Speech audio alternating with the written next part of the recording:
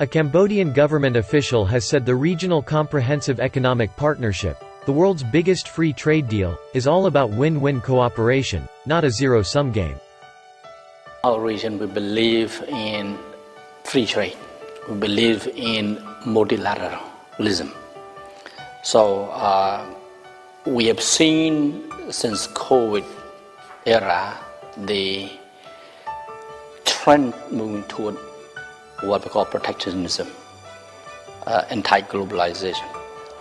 So it's important for ASEAN and China to work together, for example, to maintain multilateralism and also the supporting the World Trade Organization, meaning that yes, trade is good for all of us. This is all about win-win.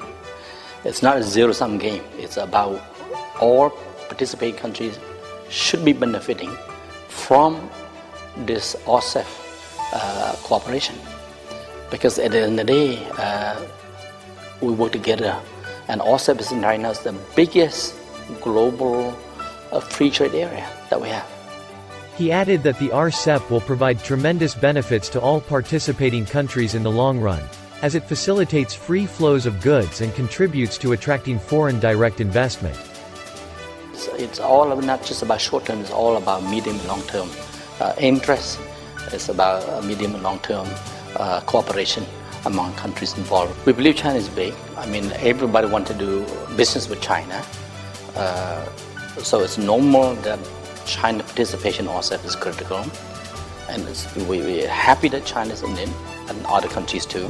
China is, of course, one of the big economy, but make important contribution to RCEP in this regard. RCEP is good for Cambodia because, like I say, we believe in FTA, the free trade area. We believe in export and import. We believe in attracting FDIs.